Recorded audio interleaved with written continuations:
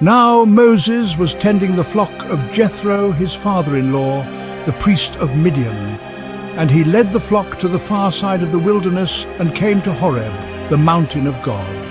There the angel of the Lord appeared to him in flames of fire from within a bush. Moses saw that though the bush was on fire, it did not burn up. So Moses thought, I will go over and see this strange sight, why the bush does not burn up. When the Lord saw that he had gone over to look, God called to him from within the bush. Moses, Moses! And Moses said, Here I am. Do not come any closer. Take off your sandals, for the place where you are standing is holy ground. I am the God of your father, the God of Abraham, the God of Isaac, and the God of Jacob. At this, Moses hid his face because he was afraid to look at God. The Lord said, I have indeed seen the misery of my people in Egypt. I have heard them crying out because of their slave drivers, and I am concerned about their suffering. So I have come down to rescue them from the hand of the Egyptians, and to bring them up out of that land into a good and spacious land, a land flowing with milk and honey, the home of the Canaanites, Hittites, Amorites, Perizzites, Hivites, and Jebusites. And now the cry of the Israelites has reached me, and I have seen the way the Egyptians are oppressing them. So now go, I am sending you to Pharaoh to bring my people the Israelites out of Egypt.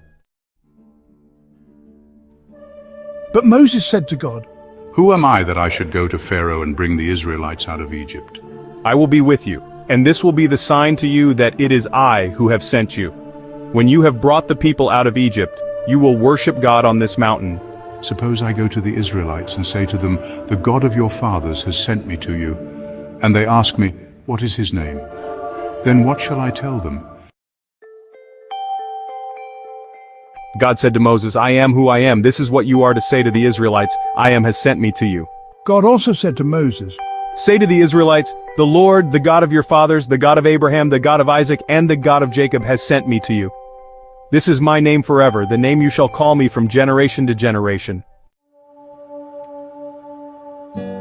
Go, assemble the elders of Israel and say to them, The Lord, the God of your fathers, the God of Abraham, Isaac, and Jacob, appeared to me and said, I have watched over you and have seen what has been done to you in Egypt, and I have promised to bring you up out of your misery in Egypt into the land of the Canaanites, Hittites, Amorites, Perizzites, Hivites, and Jebusites, a land flowing with milk and honey.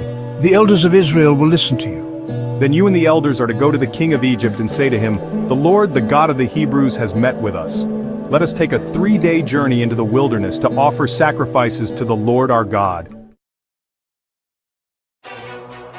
But I know that the king of Egypt will not let you go unless a mighty hand compels him. So I will stretch out my hand and strike the Egyptians with all the wonders that I will perform among them. After that, he will let you go. And I will make the Egyptians favorably disposed toward this people, so that when you leave you will not go empty-handed. Every woman is to ask her neighbor and any woman living in her house for articles of silver and gold and for clothing, which you will put on your sons and daughters, and so you will plunder the Egyptians.